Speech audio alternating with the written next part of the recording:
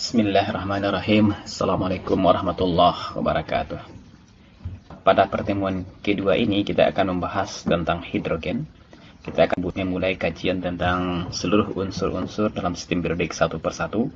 Dan kita mulai dari unsur yang pertama, yaitu hidrogen dengan nomor atom 1. Harusnya hidrogen dibahas dalam grup alkali bersama teman-temannya yang lain seperti litium, natrium, dan seterusnya.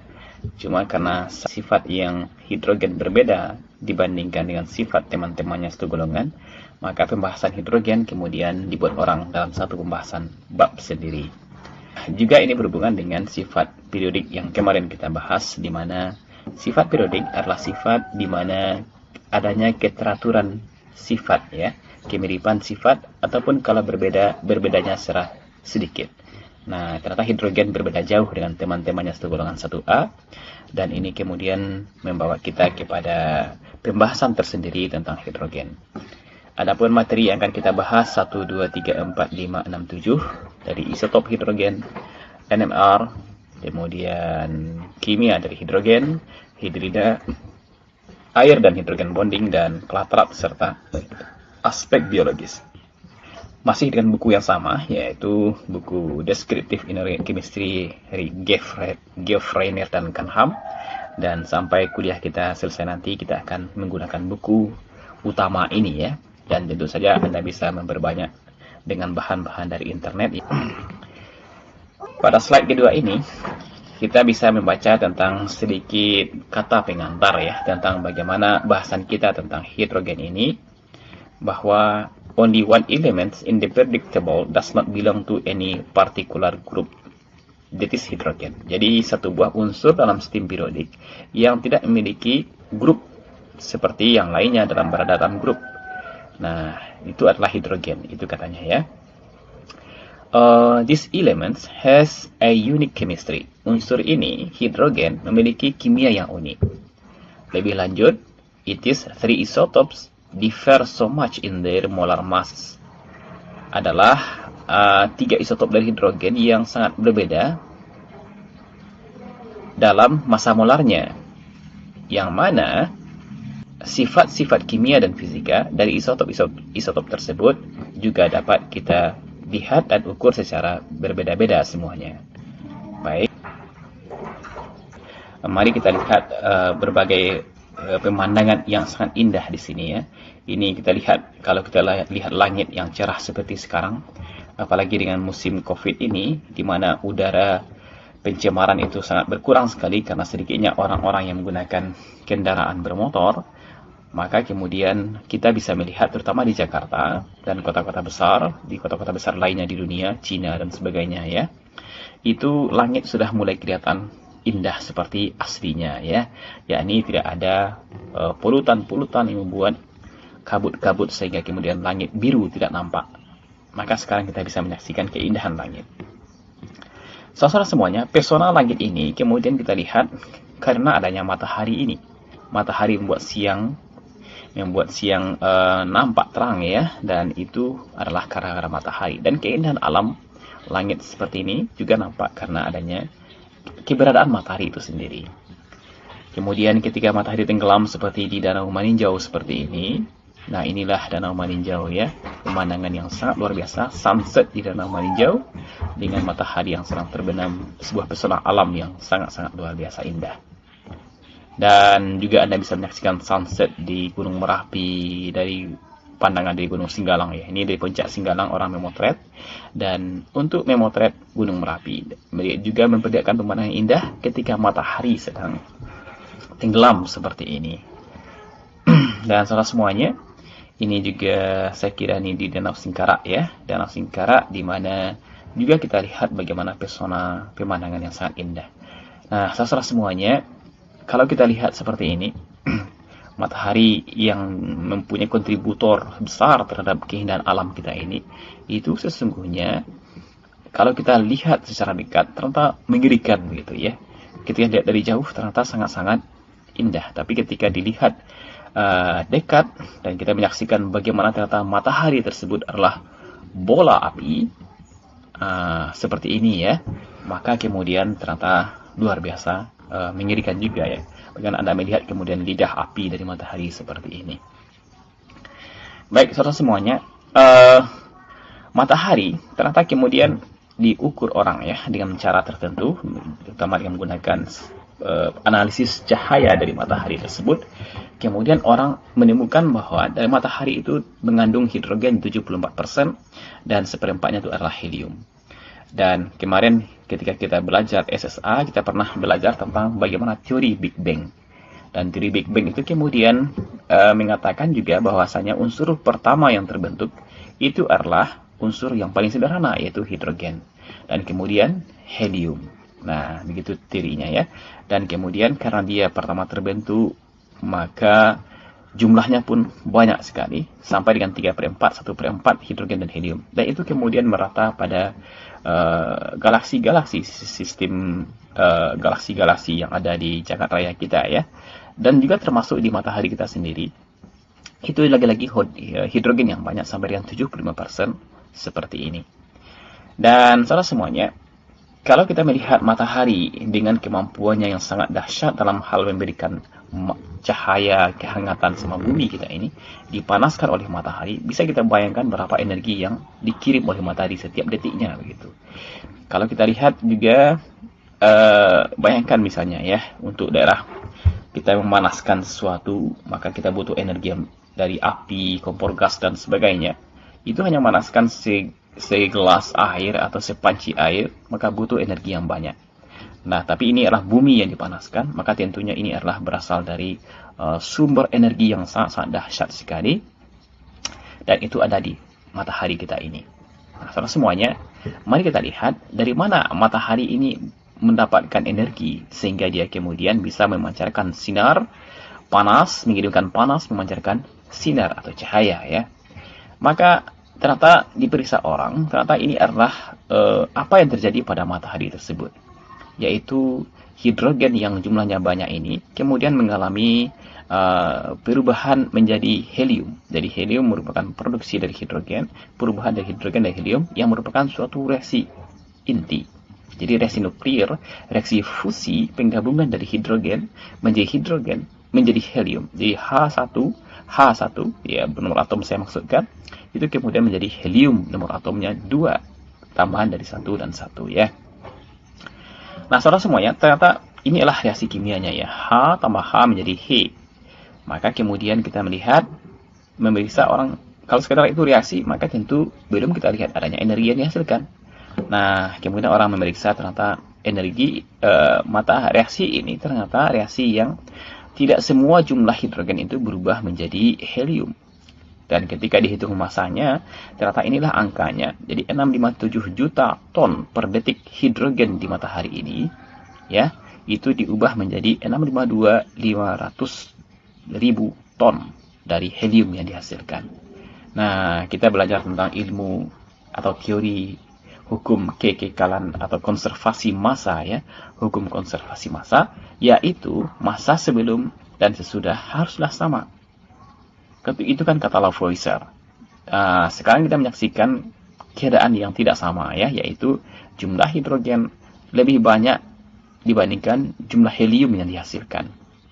Artinya ada selisih massa di sini nih. 657 dikurang 652,5 hasilnya 4.500.000 ton dari massa yang hilang. Jadi ada massa hidrogen yang hilang ketika dia konversi menjadi helium sebanyak 4.500.000 ton. Nah, kemana perginya ini massa yang hilang ini? Nah, itu kemudian pergi menjadi energi. Jadi massa yang hilang ini menjadi energi. Dan kita ingat bagaimana rumus Einstein yang menghubungkan antara massa dengan energi. Jadi energi bisa berubah menjadi massa, massa berubah menjadi energi dengan konversi seperti ini. Jadi suatu massa Anda bisa mengubahnya menjadi energi, yaitu dengan ketika massa satu zat itu hilang, maka Anda kalikan dengan kecepatan cahaya dikuadratkan. Kecepatan cahaya juga harga yang besar sekali ya, tidak dikuadratkan pula, dikalikan massa, maka itu kemudian menghasilkan energi. Nah, semuanya tentunya energi yang sangat besar sekali ya. Ini adalah jumlah yang banyak, kemudian dikali pula dengan kecepatan cahaya dikuadratkan, maka akan dihasilkan energi yang sangat-sangat dahsyat sekali. Dan itulah salah satu semuanya kenapa matahari ini bisa memberikan energi yang luar biasa yang kita saksikan itu ya. Dan planet kita hanyalah sedikit di antara yang menerima energi matahari, dan juga yang lain-lainnya juga diterima oleh matahari. Maka Merkurius yang paling dekat dengan matahari, maka suhunya tentu lebih tinggi dibandingkan matahari kita, bumi kita ini, dan juga dan seterusnya begitu. Nah, saudara semuanya, kemudian mari kita berpikir ya. Kita berpikir sejenak tentang apa yang terjadi dengan matahari kalau seperti ini kejadiannya. Dan mungkin kita perlu merenung ya. Kalau kita lihat misalnya, kalau seperti ini yang terjadi, hidrogen sekian, helium sekian, dipakai setiap detik seperti ini, sejumlah berjuta ton dipakai setiap detik. Tentunya kalau ibarat lampu ya, lampu yang pakai minyak tanah sebagai bahan bakarnya, maka kita punya lampu itu tersebut, kita isi minyak tanah sampai tengah malam menyala ya. Tapi besok pagi mungkin kita lihat sudah habis minyaknya. Dan ketika minyak itu habis, maka lampu itu pun padam sendiri ya, karena minyaknya sudah habis. Nah, saya rasa semuanya jika demikian, karena ini adalah jumlah yang ada, yang hilang, yang dipakai setiap detik, setiap hari, setiap waktu, maka tentunya suatu saat maka matahari juga akan sampai kepada titik akhirnya untuk bersinar, yaitu ketika hidrogen ini sudah habis berubah menjadi helium. Nah, semuanya ini mengingatkan kita ya, bagaimana ketidakabadian atau ketidakkekalan ya dari matahari ini, dan juga kita semua ya. Kita semua tidak ada yang abadi. Matahari yang kita lihat mungkin sudah berjuta tahun umurnya, itu juga suatu saat secara teori juga akan mati, padam gitu ya. Dan semuanya tidak ada yang abadi. Nah, semuanya ini mengingatkan kita tentang bagaimana ketidakabadian kita, dan hanya satu yang abadi, kekal, yaitu Allah Subhanahu wa taala. Jadi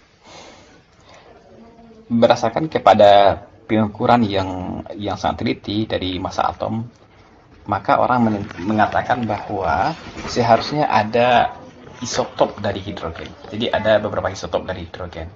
Nah, itu kemudian dieksekusi oleh Harold Urey, di mana dia melakukan suatu eksperimen dengan menggunakan konsep bahwa boiling point itu akan equal dengan massa molar. Jadi ketika massa molar besar, maka boiling point pun harusnya lebih tinggi. Itulah yang dipegang oleh Harold Urey, dan itu logis ya. Jadi makin berat sesuatu itu akan makin sulit dia untuk dievaporasi atau diuapkan. Makin berat dia, makin susah dia untuk terbang gitu. Nah, begitu pula kemudian digunakan oleh Harold Urey ketika dia mengevaporasikan, menguapkan dari hidrogen gas, hidrogen cair ya. Nah, ini sebagai ilustrasi saja ya, di mana gas hidrogen dalam bentuk cairnya, berarti ini suhunya dingin sekali, maka dia evaporasikan, dia uapkan, dan diambil waktu itu sebanyak 5 liter. Dan kemudian dia evaporasikan, dia uapkan, dia panaskanlah kasarnya, maka dia berharap bahwasanya ketika evaporasi selesai, maka pada ketika volume udah tinggal 2 mililiter, jadi ini 5 liter sebelumnya, maka ada volume 2 mililiter yang tertinggal di sini. 2 mililiter tertinggal di sini dari 5 liter sebelumnya. Dan kemudian dia berasumsi dan berharap bahwa yang 2 mililiter sisa ini harusnya mempunyai massa molar atau berat molekul yang lebih besar dibandingkan dengan H2 yang biasa. Dan ternyata kemudian itu terbukti benar, bahwa ternyata massa molar dari residu, yaitu sisa-sisa yang 2 ml yang tertinggal di sini, itu memang lebih besar, yaitu 2 kali dari massa molar dari H2 normal.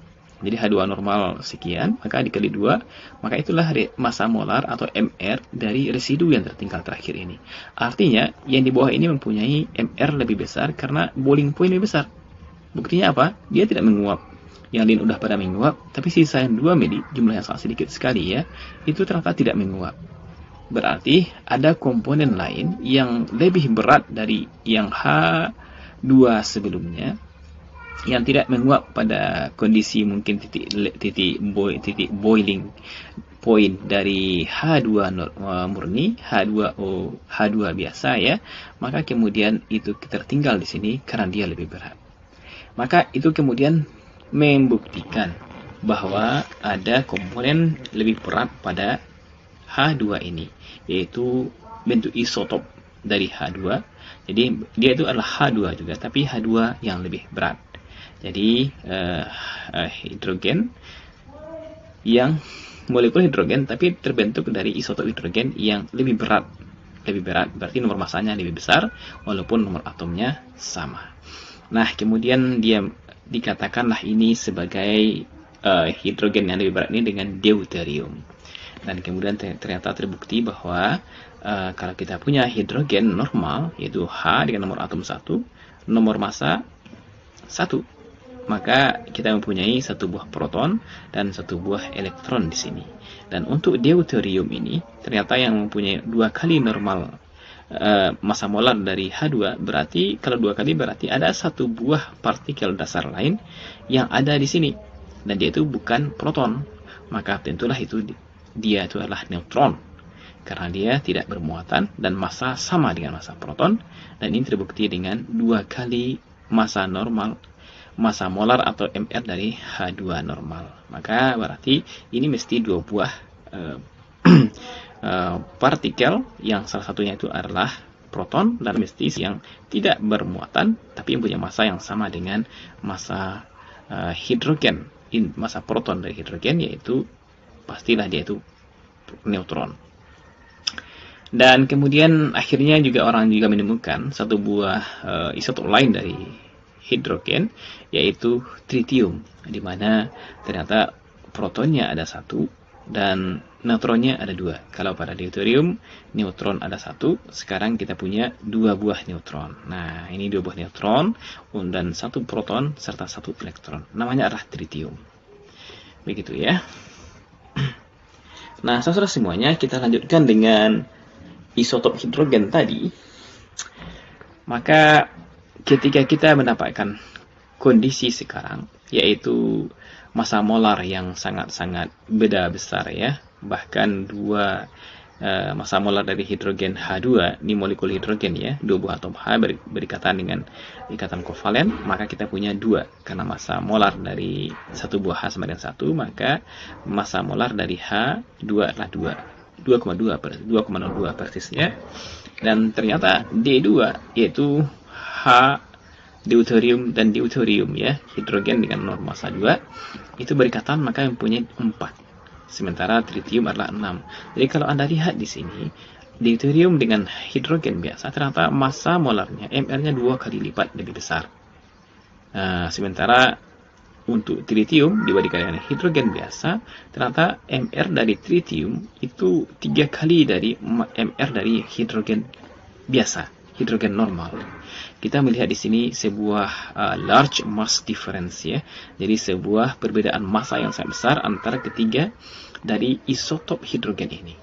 Dan kalau kita lihat sekarang, maka kita juga mendapatkan boiling point yang juga berbeda cukup signifikan ya. 20,06 untuk hidrogen biasa, kemudian 23,9 untuk deuterium dan 25,2 untuk tritium di sini. Ini massa molar sangat menentukan boiling point ya. Jadi makin berat dia di bawah, ini kan makin berat, makin ke bawah makin berat, nantinya makin sulit untuk terbang ke atas, terevaporasi ya, berevaporasi menjadi gas, teruapkan menjadi gas. Dan kita lihat memang itulah adanya sekarang, yaitu boiling point yang makin meningkat. Dan saudara semuanya, kemudian dissimilarity in physical properties sudah kita lihat, yaitu adanya boiling point yang berbeda antar ketiga isotop ini. Ternyata permasalahan mass difference yang besar, perbedaan massa yang besar antar ketiga isotop ini, itu juga mempengaruhi dalam hal sifat-sifat kimia dari ketiga-tiganya.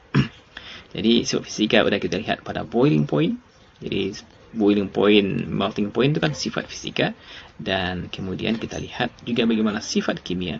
Dan ternyata kalau Anda lihat, maka dalam hal sifat kimia bisa kita lihat dari harga energi ikatan. Jadi kalau Anda punya. Nah, sekarang kita akan melihat bagaimana sifat kimia yang berbeda antara ketiga isotop ini. Jadi sifat kimia itu apa? Sifat yang berhubungan dengan reaktivitas ya, dengan potensi reaksi yang akan terjadi dari suatu zat. Itu namanya sifat kimia. Nah, reaksi kimia itu terjadi karena pembentukan ikatan ataupun pemutusan ikatan. Dan kekuatan ikatan itu ditentukan dengan harga energi ikatan. Nah, di sini ada bond energy di sini. Ini menunjukkan bagaimana tentang kekuatan ikatan. Ikatan makin kuat, susah untuk putus, susah untuk bereaksi. Nah, kemudian ikatan makin lemah, maka juga dia berarti lebih mudah bereaksi dengan zat-zat yang lain. Saudara-saudara semuanya, kita lihat ternyata makin ke bawah, ternyata energi ikatan itu makin besar ya, makin besar GT2. Sementara ini H2 yang paling lemah ya, paling lemah ikatannya. Yang ikatan itu di sini maksudnya adalah ikatan antara atom H dan H. Atom H dengan H bisa membentuk ikatan kovalen. Ikatan kovalen tunggal ya, H di sini. Ini sebuah ikatan kovalen, harganya 436 kJ per mol.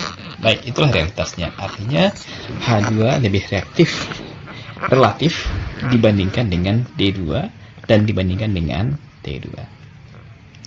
Saudara semuanya, kemudian mari kita lihat kelimpahan dari masing-masing mereka ya. Masing-masing mereka H2, D2 dan T2 ternyata walaupun ada isotop D2 dan T2 dari hidrogen, deuterium dan tritium, maka ternyata jumlahnya itu sangat-sangat sedikit sekali ya. Jadi sangat sedikit sekali, cuma 0,015%, dan tritium jauh lebih sedikit, 10⁻15%. Sementara hampir seluruhnya itu adalah hidrogen normal.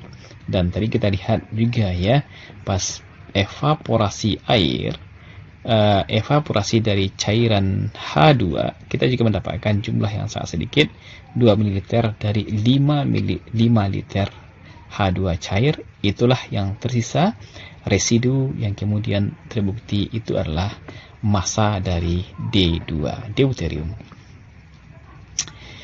Nah, kemudian kita lanjutkan dengan cara yang lain ya. Selain dari yang ditampilkan di slide sebelumnya, evaporasi, kita juga bisa melihat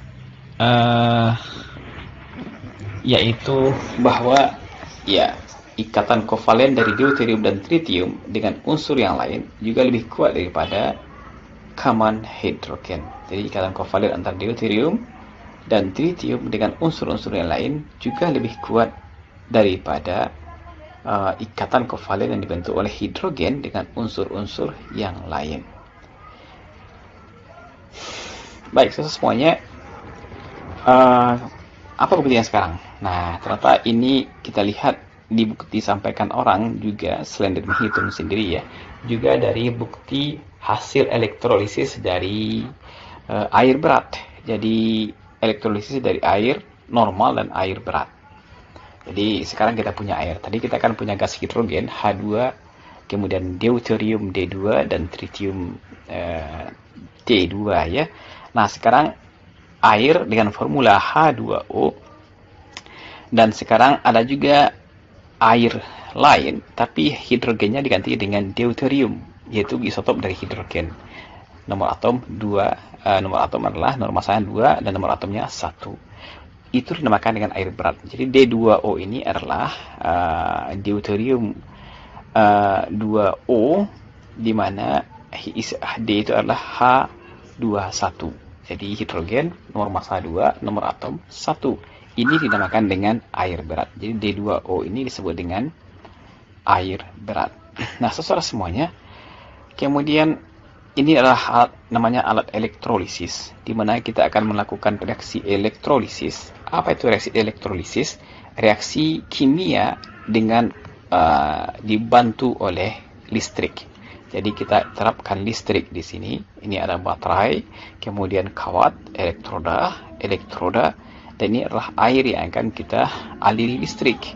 Dan ketika dinyalakan listriknya, maka pada anoda dan katoda muncullah produk elektrolisis, produk penguraian gara-gara adanya arus listrik dari air, yaitu gas H2 dan gas O2. Begitu ya. Nah, inilah reaksi elektrolisis dari air yang menghasilkan 2H2O2. Nah, sekarang kita sudah tahu bahwasanya air bisa dielektrolisis menghasilkan gas hidrogen dan gas oksigen. Begitu. Jadi kita bisa memproduksi hidrogen dan oksigen dengan jalan elektrolisis dari air. Baik, sekarang orang melakukan yaitu 30 liter air itu dielektrolisis. Ini sebanyak 30 liter.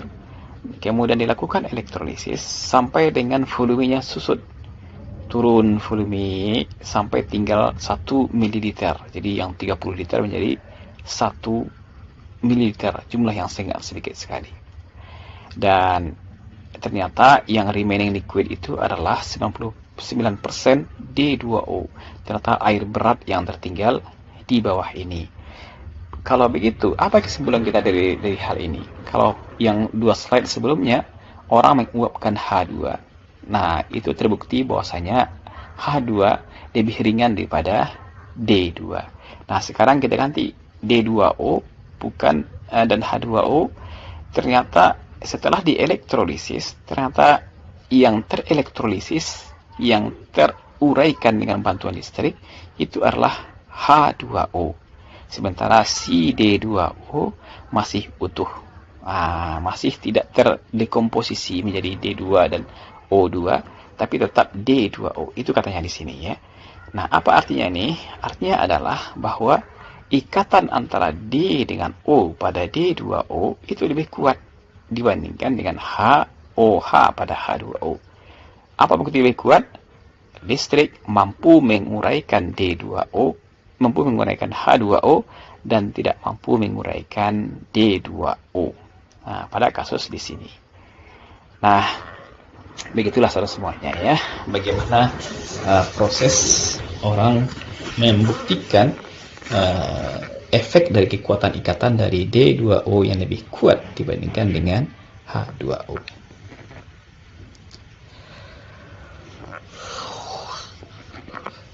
Kemudian kita lanjutkan dengan air berat dan air normal tadi ya.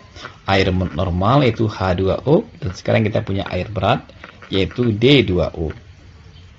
Baik. Nah, sekarang ada kotak di sini. Anda punya air akan meleleh. Jadi air yang keras berarti es ya, solid, menjadi cair terjadi pada suhu 0 derajat Celcius ya. Nah, kemudian bagaimana dengan heavy water D2O? Ternyata dia melelehnya pada suhu 3,8 derajat Celcius. Oh, lebih tinggi ya, lebih tinggi dia melelehnya dibandingkan dengan air. Ya, air lebih tinggi melting point-nya ya. Yang kedua adalah boilnya berapa? Kalau air 100, maka ini ternyata mendidih pada suhu lebih tinggi 1,4 derajat Celcius.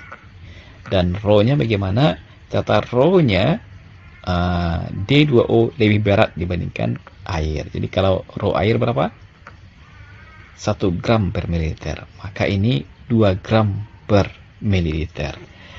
Ya, harusnya Anda bisa menjelaskan kenapa angka-angka ini di sini ya. Kenapa density dari air lebih kecil daripada density dari air berat?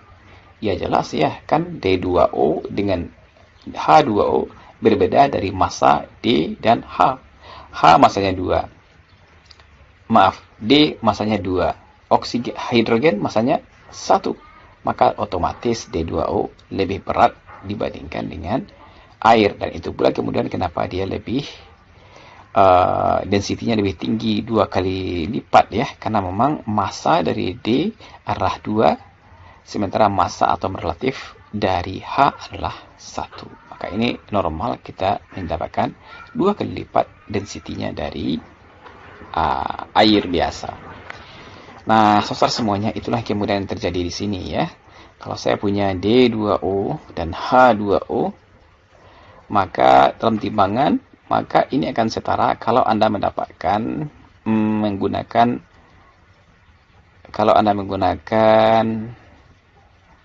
air 1 liter sama dengan 1 kilogram, sementara ini 0,9 liter. Jadi ini volumenya lebih besar ya, supaya dia setimbang timbangan sekarang, yaitu pada berat 1 kg dan 1 kg, maka air ternyata lebih banyak volumenya 1 liter, sementara ini hanya 0,9 liter. Itu menunjukkan bahwa density-nya memang air lebih ringan, lebih rendah daripada air berat. Dan kalau begitu, maka Anda pun bisa membuktikan S-nya nanti ya. Nah, sekarang Anda punya S dari apa nih? D2O dan H2O. Begitu ya. Nah, kalau sehari-hari kita di rumah makan misalnya ya, di kafe beli es teh, maka Anda nampak batu esnya itu ngapung di atas gelas. Kenapa demikian? Karena massa jenis dari es itu lebih besar, massa jenis dari air lebih besar daripada massa jenis dari es, atau es lebih kecil densitasnya dibandingkan dengan densitas air, dan dia akan mengapung. Nah, sekarang Anda punya batu es yang ternyata tenggelam di dalam gelas ini nih. Apa artinya? Karena rho-nya lebih besar daripada rho air. Dan kita sudah belajar ya, rho ya ini dari efek D2O saja dengan massa lebih besar, maka dia akan menjadi lebih berat. Dan sekarang ternyata memang lebih besar rho-nya sekarang dibandingkan dengan rho dari H2O air. Baik, semuanya kita lanjutkan dengan kegunaan dari D2O. Kita bahas air berat ini apa sih gunanya. Maka yang pertama, dia digunakan sebagai solvent untuk alat yang bernama NMR, Nuclear Magnetic Resonance. Apa guna NMR ini? Ini gunanya untuk menentukan bagaimana struktur dari suatu senyawa. Jadi kalau Anda punya sampel Anda itu suatu senyawa kimia, dan dia itu mungkin mengandung hidrogen atau tidak mungkin mengandung hidrogen, itu bisa ditentukan dengan menggunakan alat. Alat itu bernama NMR. Jadi ada HNMR namanya, atau proton NMR, dan alat ini mampu untuk melihat keberadaan dan posisi dari atom H pada suatu molekul, pada suatu senyawa ya. Maka apa yang Anda dapatkan? Jadi Anda kirim sampel Anda kepada mungkin di kampus kita atau kampus lain yang punya alat NMR ini, maka atom hidrogen akan muncul dalam bentuk pik-pik di sini nih. Nah, sekarang Anda punya suatu senyawa ini misalnya. Ini adalah senyawa di mana ada banyak sekali, ada gugus metil di sini, ada gugus CH2 di sini, ada gugus fenil di sini. Maka semuanya kemudian akan menampilkan posisi dan jumlah puncak-puncak ini yang karakteristik untuk masing-masing posisi dari H di sini. Jadi H pada alkil di sini akan memberikan puncak mungkin di sini misalnya. Kemudian H yang di tengah-tengah ini pada CH2 juga akan memberikan puncak ini misalnya. Dan H yang pada di sini akan memberikan puncak mungkin ini misalnya. Maka setiap puncak ini kita interpretasikan, dan akhirnya kita bisa menentukan apa senyawa yang kita punya. Mungkin ada alkil di sana, mungkin ada benzil di sana, mungkin ada karboksilat di sana. Itu kita tentukan dengan menggunakan alat yang bernama proton NMR ini. Dan lebih jauh, bahkan kita juga bisa mempelajari bagaimana suatu mekanisme reaksi yang melibatkan atom hidrogen ya. Jadi Anda bisa menentukan di manakah posisi hidrogen. Apakah di posisi cis atau trans, kalau suatu reaksi kimia ya. Maka itu bisa Anda tentukan dengan menjalan apa? Mengganti salah satu atomnya dengan deuterium. Jadi ada atom H di sini, Anda ganti dengan deuterium, maka nanti akan bisa Anda detek di manakah posisi hidrogen dari suatu reaksi kimia. Ya, kita substitusi di sini ya. Dan kemudian kita gantikan dengan deuterium, dan kita bisa melihat setelah reaksi kimia di manakah posisi deuterium itu. Nah, begitu ya. Ini contohnya. Ini RCH3COOH asam asetat, tapi kemudian deuterium menggantikan H pada gugus asam asetat tersebut, pada gugus hidroksilnya ya, pada gugus OH-nya digantikan dengan H itu digantikan dengan OD sekarang, dan terjadi reaksi ini. Dan kemudian Anda akan bisa melihat pada posisi manakah atom Cl itu berada misalnya. Maka ternyata dengan penggantian dengan deuterium di sini, kita akan bisa melihat ternyata pada posisi sebelah kiri misalnya, dan seterusnya ya. Begitu. Dan kemudian kita akan membahas tentang tritium, isotop ketiga dari hidrogen, di mana ini adalah radioaktif. Jadi ini adalah radioaktif dia dengan waktu paruh 12 tahun. Wah, jadi lama juga ya. Lama juga dia untuk mengalami proses peluruhan menjadi atom lain, menjadi produk dekomposisi lain ya. Dan itu membutuhkan waktu selama 12 tahun. Artinya kita bisa menggunakan zat ini untuk keperluan yang kita inginkan.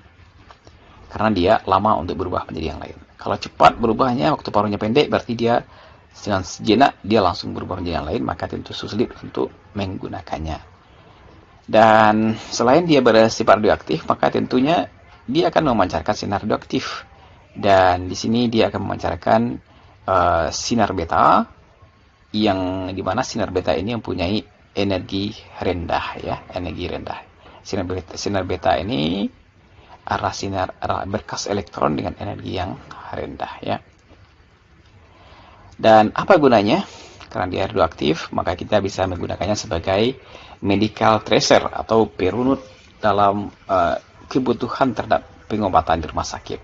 Jadi kita bisa melihat bagaimana efek obat, misalnya obat itu dimasukkan tritium misalnya, kemudian masuk dalam tubuh, maka dengan sifatnya yang radioaktif memancarkan sinar tadi, kita bisa mendetek kemana saja dia itu pergi dalam tubuh kita, pergi ke ginjal, pergi kemana-mana, pokoknya kemanapun rute perjalanan dari obat kita, di mana obat tersebut adalah suatu senyawa yang mengandung tritium yang sengaja kita masukkan ke dalam senyawaan itu ya, maka kita sekarang mempunyai tracer yang akan memberikan informasi apa saja tindakan kelakuan obat itu tersebut di dalam badan kita. Kemudian formed by impact of cosmic rays on atoms in the upper atmosphere. Jadi tritium ini kapan dihasilkan? Ternyata itu adalah gara-gara sinar kosmis yang menghantam ini nitrogen ya, oleh neutron di sini menghasilkan tritium di sini, sebuah reaksi inti. Jadi apa itu sinar kosmis? Di sini ada kata-kata sinar kosmis adalah sinar-sinar yang dari luar angkasa yang kita tidak tahu dari mana asal usulnya ya. Sinar-sinar yang banyak berseliweran itu namanya sinar kosmis. Dan itu akan menghantam atom-atom di atmosfer, terutama nitrogen, dan itulah kemudian dihasilkan tritium. Tapi tritium bisa mengalami reaksi peluruhan seperti ini ya, menghasilkan helium dan juga elektron di sini. Dan kita lihat sekarang apa gunanya, dan ternyata tritium itu digunakan orang sebagai pembuat bom. Jadi kalau mungkin kita pernah dengar reaksi nuklir, bom nuklir, maka selama ini kita tahu itu adalah reaksi fisi ya, reaksi penguraian.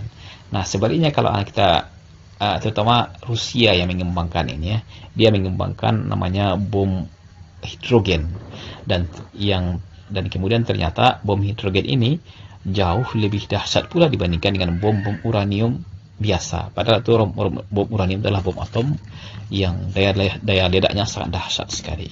Jadi bom hidrogen, ketika disebut bom hidrogen berarti orang menggunakan tritium sebagai bahan hidrogennya ya. Kemudian to extract the traces of tritium that occur in the water would require the processing of massive quantities of water. Jadi kalau Anda ingin mengambil tritium dari air ya, maka Anda akan butuh jumlah yang sangat banyak sekali, dan itu sangat-sangat sulit. Maka ada cara yang mudah untuk membuat tritium, bukan dengan mengisolasi, tapi dengan melakukan reaksi inti, yaitu Anda ambil lithium, ditembak dengan nitrogen, nanti akan dihasilkan tritium. Itu reaksi di reaktor nuklir ya, di reaktor nuklir. Ada alat yang ada di hadapan Anda sekarang ya. Ini alatnya besar, setinggi 2 kali tinggi orang dewasa nih, tingginya alat NMR ini. Dan ini alat yang digunakan orang untuk menentukan keberadaan atom-atom, terutama hidrogen. Jadi ada namanya HNMR atau proton NMR, itu berguna untuk menentukan bagaimana posisi dari beberapa hidrogen, atom hidrogen yang ada dalam suatu struktur kimia. Seperti tadi udah kita singgung ya, kita mempunyai struktur kimia seperti ini. Bagaimanakah orang menentukan bahwasanya ini sebuah toluen mengandung fenil di sini dan juga alkil di sini ya, gugus alkil metil. Kenapa? Kapan ini posisinya 3 diketahui, kemudian ada H1 di sini, H1 di sini, H1 di sini, itu ditentukan orang dengan menggunakan alat HNMR ini, proton NMR. Nah, semuanya, bagaimanakah caranya ya? Anda bisa pelajari itu di di mata kuliah kimia analitik. Tapi secara prinsip seperti ini, yaitu dia itu akan mempelajari spin dari inti ya. Jadi ada atom hidrogen, nanti ada perlakuan magnet yang super kuat yang ada dalam alat NMR ini, sehingga kemudian terjadi splitting dari spin di sini ya, spin dari inti hidrogen. Baik, kemudian semuanya, sekarang kita masuk ke posisi hidrogen dalam tabel periodik. Tadi kita katakan di awal bahwa bahasan tentang hidrogen itu ternyata dipisahkan dari alkali, walaupun kita mempunyai rumus 1s1 dan teman-temannya pada grup 1A adalah 1s1 adalah 2s1, 3s1, 4s1 dan seterusnya ke bawah. Kenapa hidrogen dipisahkan?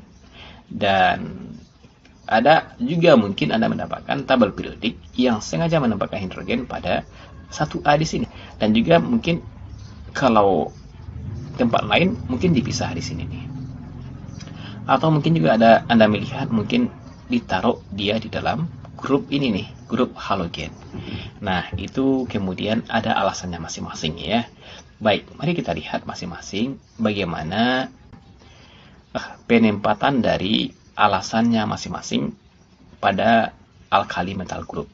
Jadi ketika ada tabel periodik menempatkan hidrogen pada golongan 1A, maka inilah alasannya. Argumen untuk meletakkan hidrogen pada golongan alkali. Pertama, dia mampu membentuk ion monopositif, yaitu H+ atau H3O+ kalau dalam air ya. Jadi, inilah yang membuatnya sama dengan kawan-kawan alkalinya. Kan alkali membentuk positif, monopositif semua. Ada lithium plus, ada Na+, kemudian K+, dan seterusnya, itu kan monopositif semua. Kationnya bermuatan 1 semuanya. Dan ini juga bisa dilakukan oleh H dengan bentuk ion H+. Dan dia memiliki elektron 1s, 1 biji. Ya, 1s1 dia punya. Dia punya elektron S1 buah, sebagaimana teman-temannya yang di golongan 1A semuanya. Kan 2S1 pada lithium, kemudian natrium, 3S1 dan seterusnya. Dan hidrogen adalah 1S1. Nah, setelah semuanya, kemudian ada kontra dari sini. Jadi, kalau ini alasan orang menempatkan, maka ada yang tidak setuju dengan itu. Alasannya adalah hidrogen non-logam. Anda lihat ternyata lithium, natrium, kalium, rubidium, cesium itu adalah logam-logam semuanya. Nah, ini nggak sesuai dengan sifat periodik atau sistem periodik atau periodic trend ya, karena dalam kita menjumpai dalam sistem periodik, dia disusun dalam sistem periodik juga berdasarkan kepada sifat periodik, yaitu sifat yang mirip ataupun kalau berubah dengan sedikit dan itu terpola. Nah, salah semuanya teman-temannya logam semua, dia tidak, maka orang menjadikan ini sebagai alasan untuk menentang penempatan hidrogen pada golongan 1A di sini. Yang kedua, does not react with water. Jadi H2 itu nggak bereaksi dengan air. Sementara teman-temannya yang lain, lithium, natrium, kalium, rubidium, cesium, nanti akan Anda lihat ketika kita membahas alkali, reaksi dahsyat dengan air malah. Bahkan dia bisa menampakkan api ketika bereaksi dengan air. Intinya adalah mereka sangat reaktif dengan air. Sementara hidrogen itu tidak bereaksi dengan air. Maka ini dua alasan untuk membuat dia ditolak untuk masuk kepada alkali. Yang kedua adalah pihak yang memasukkan hidrogen pada grup halogen di sini nih. Maka kemudian tentu juga ada alasan.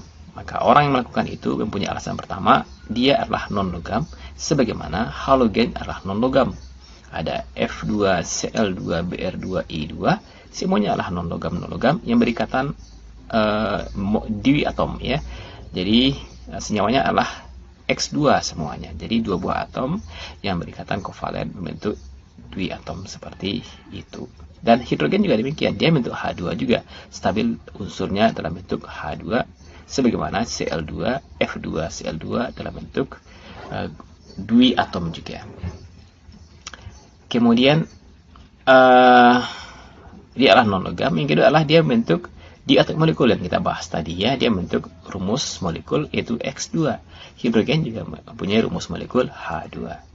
Dan kemudian ada pihak yang kontra, kalau ini dimasukkan kepada halogen, saya nggak setuju. Alasan pertama, rarely form mononegative ion. Jadi kalau teman-temannya yang lain, si F2 fluorine, ada kita punya fluorida yaitu F-.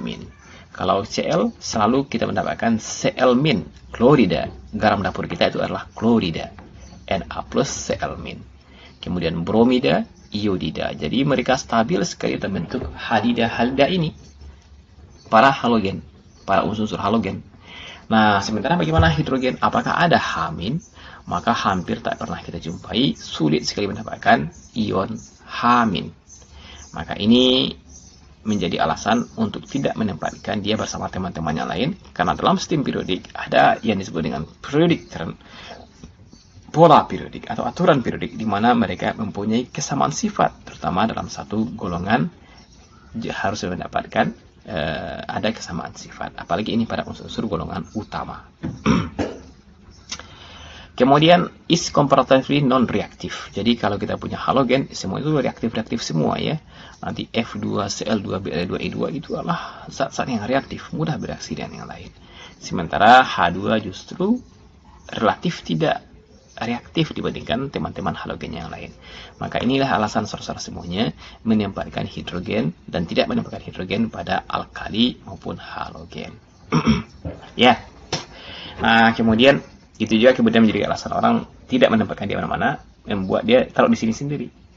Nah, tapi nanti dalam sistem periodik kita tetap menempatkannya dalam golongan 1A supaya mudah membahasnya dari segi konfigurasi elektron. Yang kemudian yang ketiga lagi ya, penempatan pada middle of periodic table. Anda lihat adalah contoh tabel periodik di mana hidrogen ditempatkan di tengah-tengah sendirian. Maka argumennya apa? Juga ada alasan. Selain menghilangkan pro kontra di sini, maka alasannya adalah bagaimana dia melihat dari harga elektronegativitas dari hidrogen.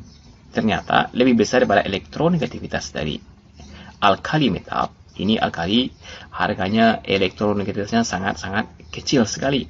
Justru mereka adalah elektropositif. Harganya di bawah 1 semuanya.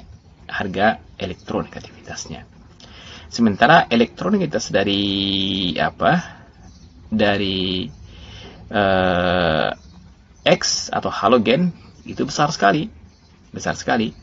Dan kalau kita lihat harga dari H berapa? Ternyata kisaran 2.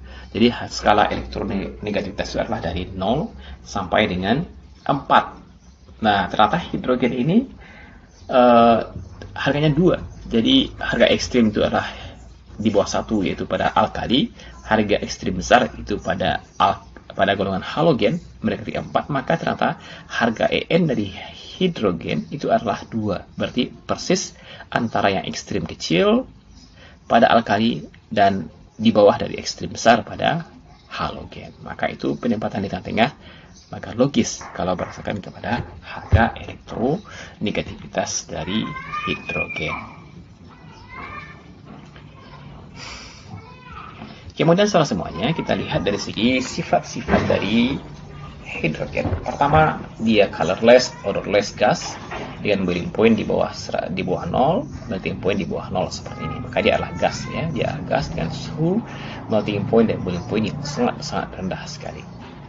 Dan dia colorless, odorless berarti tak berbau, tak berwarna, dan kemudian dia tidak reaktif. Kenapa demikian? Karena harga 436 kJ per mol adalah harga energi ikatan ini. Untuk memutuskan HH ini Anda butuh energi 436. Nah, ini harga besar. Berarti ikatan HH cukup kuat. Dan kita punya reaksi dengan H2.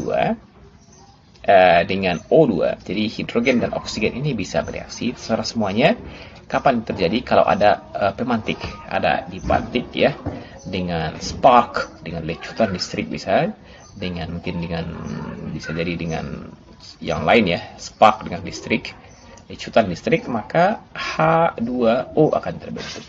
Jadi 2H2, 1 buah O2 menjadi 2 buah molekul air. Kita punya apa nih? Hidrogen, gas, dan gas di sini. Oksigen juga adalah gas, tapi air adalah gas, tapi molekulnya lebih banyak seperti ini ya, lebih banyak atom pada molekul H2O dibandingkan dengan 2 atom pada H2. Nah, dari persamaan ini, kalau Anda melihat dari hubungan termodinamika tentang spontanitas reaksi, kespontanan reaksi, kalau Anda lihat dari kespontanan reaksi, maka Anda akan berhitung dengan entalpi, entropi ya, entalpi, entropi. Dan kalau kita lihat dari sini dari segi faktor entropi, ada mulai dari dari kacau balau gas-gas menjadi 2 mol gas. Jadi 2 mol awalnya adalah 1 mol, 2 mol, 3 mol, ada 3 mol gas, yaitu 1 mol dari oksigen dan 2 mol dari hidrogen berubah menjadi 2 mol dari air. Gas kedua-duanya ya. Maka kita melihat di sini entropi bergerak dari sistem yang kacau balau kepada yang lebih teratur. Dari yang tidak teratur menjadi lebih teratur karena jumlah mol dari gas H2 cuma lebih kecil daripada 3 mol dari gas reaktan yang ada di sini. Nah, semuanya berarti ini adalah tidak disukai dari segi faktor entropi, karena sistem bergerak dari lebih tidak teratur menuju lebih teratur itu tidak spontan dalam tinjauan entropi. Maka kalau begitu sesuai dengan rumus delta G, karena delta G inilah yang menentukan spontanan reaksi. Maka kalau delta S tidak kompatibel, mestilah delta H ini sangat mendukung dan bisa mengkompensasi ketidakspontanan reaksi gara-gara faktor entropi. Maka sekarang kita harus mendapatkan enthalpy driven. Jadi reaksi ini kenapa dia spontan sekarang adalah karena adanya faktor dorongan enthalpy. Maka soal semuanya ternyata benar memang ya. Ternyata faktor enthalpy yaitu dilihat dan kita pernah menghitung harga enthalpy berdasarkan kepada apa? Ketika belajar kimia umum, kimia dasar berdasarkan kepada energi ikatan. Jadi faktor energi ikatan itu bisa kita hitung untuk menentukan berapakah perubahan enthalpy dari suatu reaksi kimia. Dan ternyata semuanya OH yang terbentuk pada H2O di sini mempunyai energi yang besar. Nah, ini nih 464 kilojoule. Pada slide yang ke-14 ini, kita lihat sekarang bagaimana siklus energi Daur-Born-Haber ya, pada reaksi antara hidrogen gas dengan oksigen gas menghasilkan H2O gas. Nah, soal semuanya, persamaan reaksi ini kita bisa bangun bagaimana siklus entalpinya, yaitu kita mulai dari yang sini ya, kondisi awal H2 ditambah dengan setengah O2 menjadi H2O nantinya. Dan kemudian untuk sampai kepada H2O gas di sini, maka reaksi ini harus melalui step by step seperti ini. Pertama, ikatan kovalen O dengan O itu harus diputus. Dan harga pemutusan itu disebut dengan harga energi disosiasi. Reaksi disosiasi dari molekul O2 menjadi 2 buah atom O. Nah, kebetulan karena sekarang kita membutuhkan 1,5 mol di sini, maka berarti ini setengah dari harga energi disosiasi dari O2 yang harganya adalah 248 kilojoule ya. Maka sekarang Anda sampai di sini, H2 gas ditambah dengan O atom gas. Dan kemudian apa yang kita lakukan lagi? Maka kita lakukan adalah membuat ini terdisosiasi, yaitu H2 ini akan pecah menjadi 2 buah atom H. Maka lagi-lagi Anda memerlukan energi disosiasi, yaitu energi disosiasi untuk memecahkan ikatan kovalen pada H2 yang itu dibutuhkan 436 kJ. Ini dia sekarang naik ke atas panahnya. Dan sekarang kita berada di sini. 2 buah atom H tambah 1 atom O, dua-duanya dalam bentuk gas. Nah, karena mereka sudah dalam bentuk gas sekarang, mereka sudah siap untuk bereaksi menghasilkan H2O gas. Dan reaksi antara ini dengan ini, H dengan O, itu akan melepaskan energi 928 kJ. Dan sekarang kita mendapatkan produk H2O dengan posisi di mana ini adalah sumbu energi ya. Ini sumbu Y adalah energi, maka energi dari H2O lebih rendah dibandingkan dengan reaktan H2 dan setengah O2 ini. Sehingga kita punya surplus energi min 244 kJ. Ini adalah energi yang dilepaskan ya. Negatif menandakan eksotermis. Ini adalah energi yang dilepaskan ketika H2 dan O2 bereaksi menjadi H2O. H2 dan setengah O2 menjadi H2O. Nah, setelah semuanya kita lihat sekarang delta H-nya adalah negatif, min 244. Maka ini adalah disukai dalam termodinamika ya, di mana entalpi negatif spontan. Maka kita katakan bahwasanya reaksi ini adalah entalpi driven, didorong oleh faktor entalpi. Kenapa demikian? Karena strong OH bond yang terbentuk, di mana ikatan HOH ini ketika H dan O itu bertemu, 2H dan 1 buah O bertemu, maka mereka akan bentuk HOH. Ini H2O, di mana harga satu energi ikatan ini adalah 464 kJ. Dan ini juga adalah 464 kJ. Jadi ketika ini terbentuk, maka dilepaskanlah energi sebesar 464 kJ untuk satu buahnya, dikali 2 menjadi 928 kJ. Maka kekuatan energi ini, harga energi ikatan dari OH yang besar sekali ini, mengkompensasi proses yang vertikal ini. Proses vertikal adalah proses yang membutuhkan energi, dan itu membutuhkan energi yang Anda jumlahkan nanti semuanya. Kemudian ternyata dikompensasi oleh harga dari OH ini yang besar. Ini spontan terjadi pembentuk ini. Ketika H dan O bertemu, spontan dia untuk membentuk OH. Dan kita lihat sekarang H2O yang dihasilkan. Maka kita mendapatkan surplus energi, yaitu min 244 kJ. Hasil dari jumlah ini semuanya dikurang dengan jumlah ini, akhirnya kita mendapatkan surplus energi 244 kJ. Nah, setelah semuanya, sekarang kita lanjut kepada reaksi dengan HN2 lagi ya. Tadi ketika H2 bereaksi dengan O2, sekarang dengan N2, di mana kita punya persamaan seperti ini, ternyata menghasilkan amonia. Dan setelah semuanya, ternyata hidrogen dengan nitrogen yang ada di udara bisa memang membentuk amonia, tapi itu sangat lambat sekali. Nanti kita akan melihat bagaimana proses ini ternyata mengalami dinamika yang dramatis ya, dan itu kemudian membawa orang kepada penimbul produksi amonia, dan itu biasa menghasilkan nitrat nantinya. Jadi tanpa katalis maka proses ini sangatlah lambat.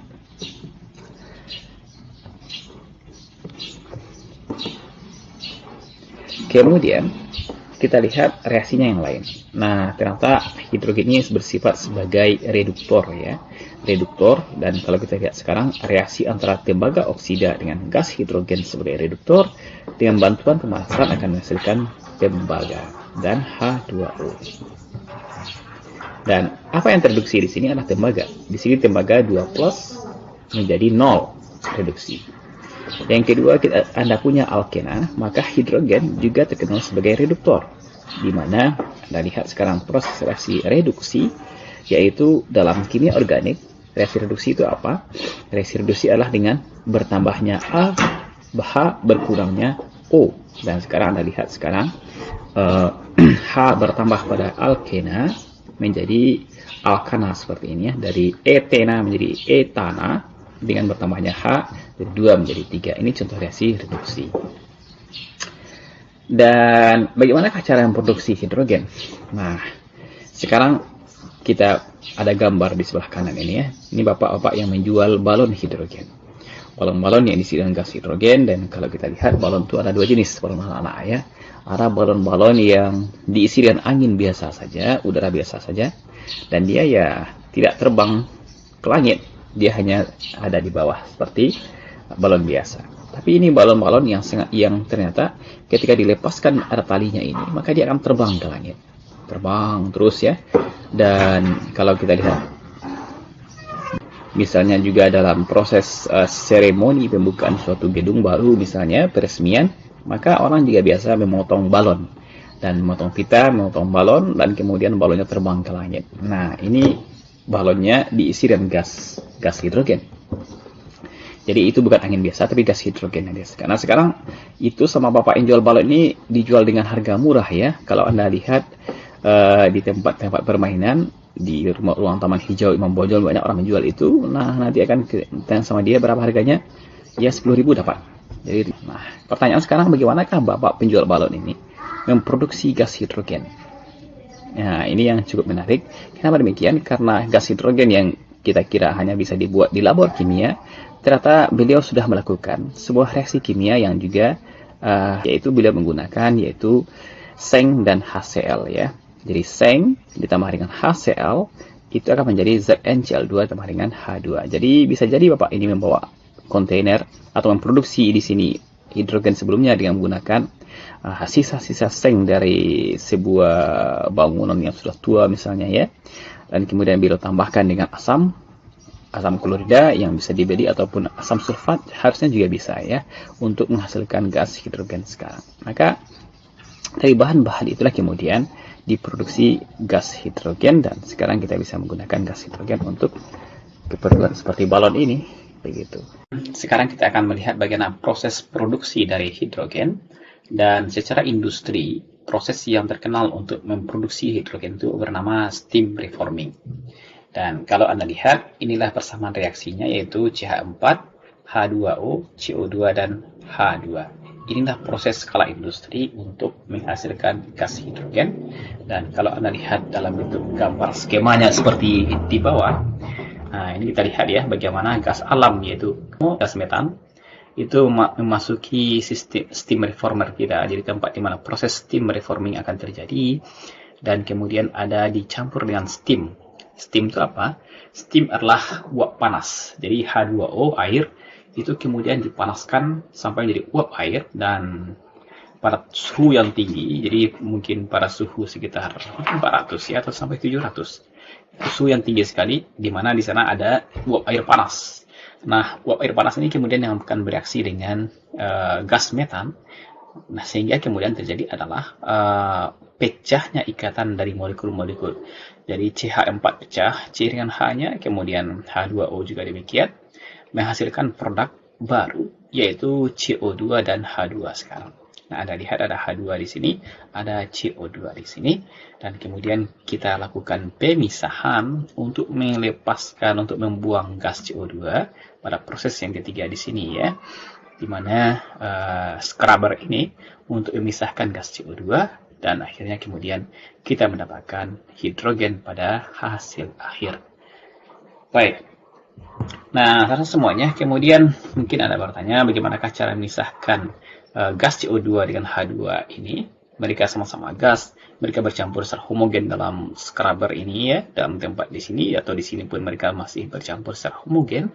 Maka caranya ada dua. Yang pertama dengan cara kondensasi ya, dengan cara mengkondensasikan atau mengembunkan dari kedua gas ini sampai melewati titik boiling point-nya sehingga salah satunya akan berubah menjadi terembun yaitu menjadi cair. Nah, dengan mengetahui boiling point dari CO2 yang ternyata harga min 78 dan dari boiling point dari H2 yang terjamin 253 harganya, maka kita bisa menurunkan sampai suhu min 78 dan akhirnya kita akan mendapatkan cairan dari CO2 yang sudah terpisah sekarang dari hidrogen, dan hidrogen masih dalam wujud gas.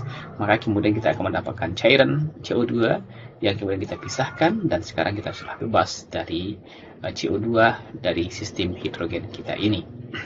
Tentunya saya rasa semuanya kita membutuhkan large scale refrigerated system.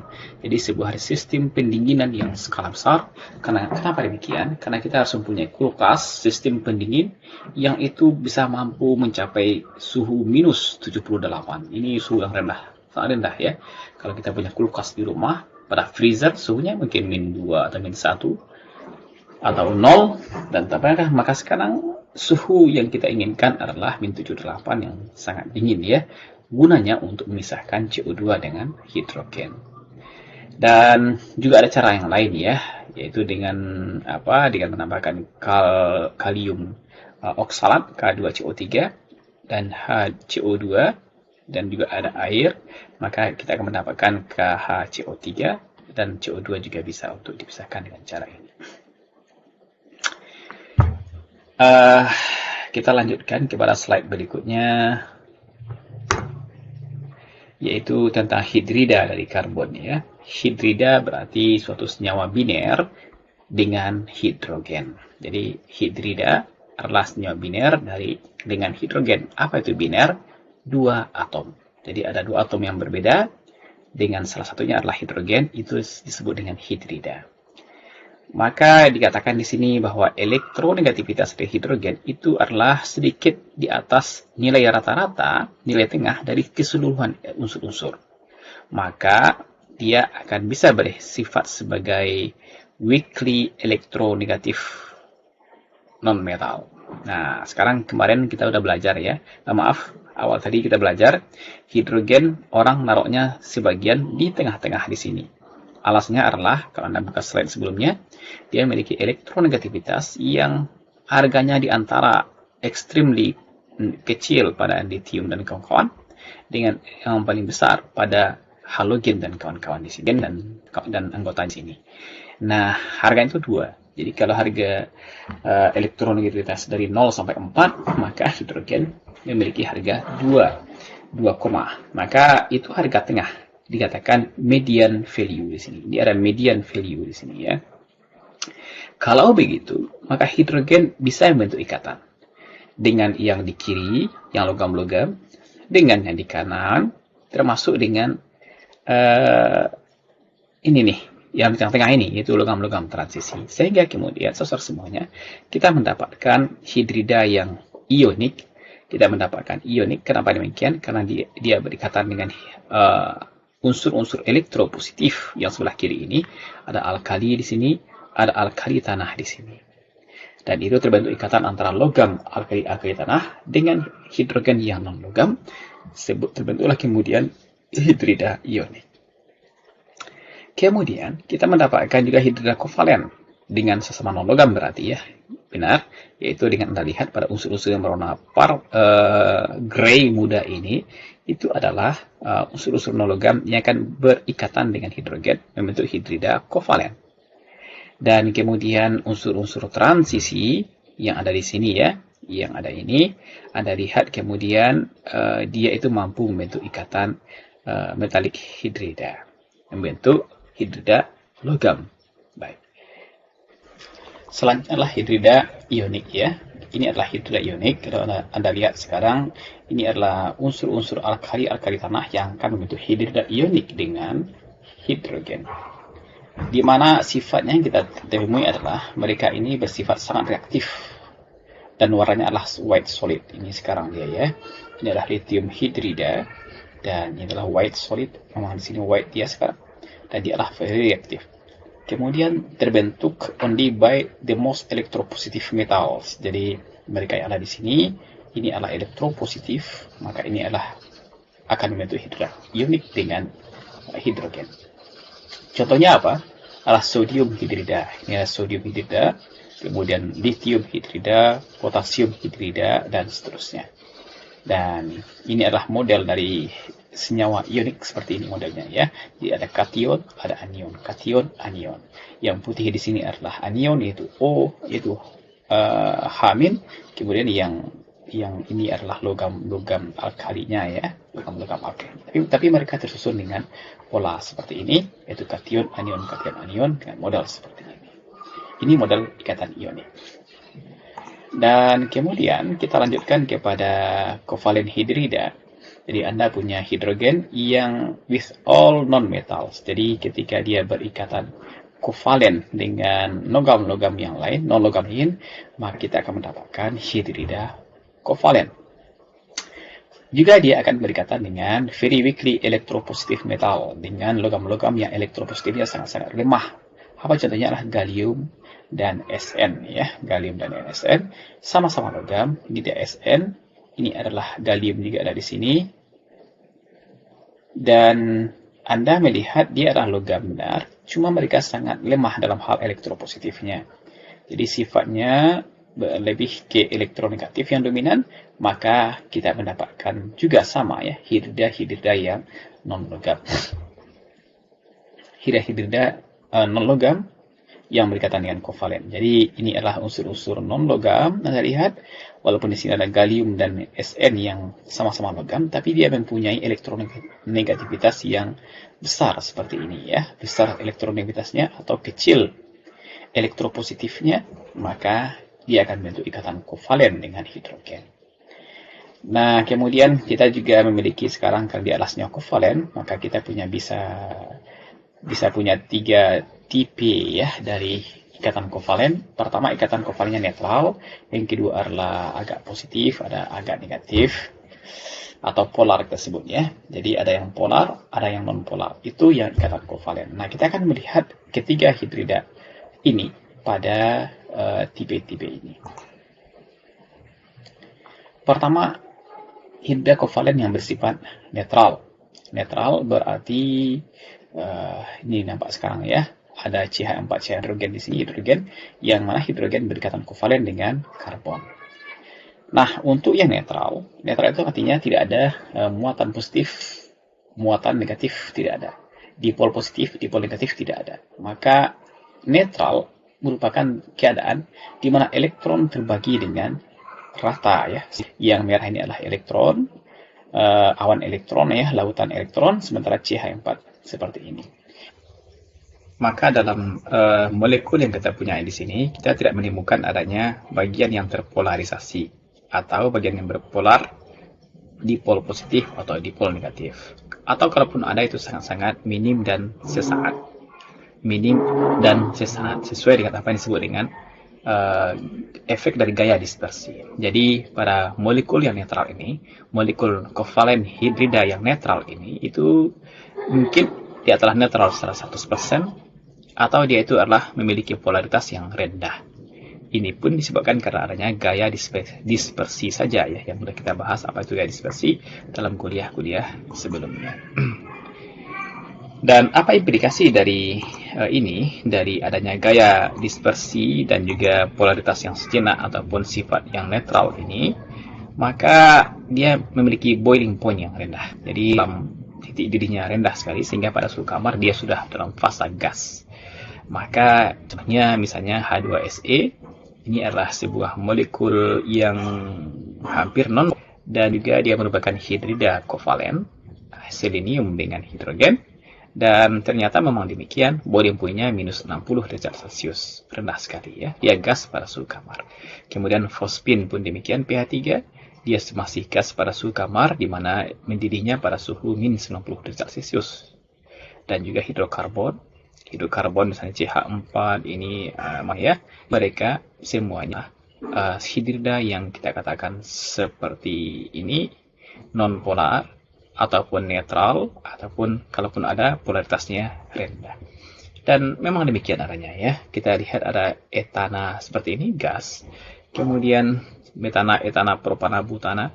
Metana, etana, propana, butana, pentana ini juga pentan, juga dalam wujud gas ya, wujud gas, di mana kalaupun tidak gas, dia hampir mendekati gas pada suhu kamar gitu, bahkan mudah sekali dia untuk menguap, karena dia akan membentuk suhu 3 derajat Celcius, silakan 40 derajat Celcius ya, begitu. Nah, saudara semuanya, ini kemudian kita juga punya apa nih, metana, etana, propana, butana. Nah, siklopentan seperti ini. Siklopentan juga sebuah hidrokarbon yang pentana 5 atom C, tapi dia juga berwujud gas pada suhu kamar. Nah, dan ini sama-sama pentana ya, 5 atom C hidrokarbon, tapi yang bercabang seperti ini memiliki boiling point yang lebih rendah dibandingkan rantai lurus seperti ini. Kenapa hidrokarbon rantai lurus itu boiling point-nya lebih tinggi dibandingkan dengan rantai ataupun bercabang seperti ini? Ada yang bisa menjawabnya? Ya, jawabannya adalah pada kata kunci gaya dispersi. Jadi gaya dispersi ataupun fenomena pembentukan dipol oksigena karena efek gaya dispersi itu kalau kita lihat pada apa nih? Pada ini molekul yang alifatik ini itu jauh lebih mudah daripada molekul yang berbentuk kompak siklopentan ini. Ya, sangat-sangat integrated gitu, sangat terintegrasi itu sama lain.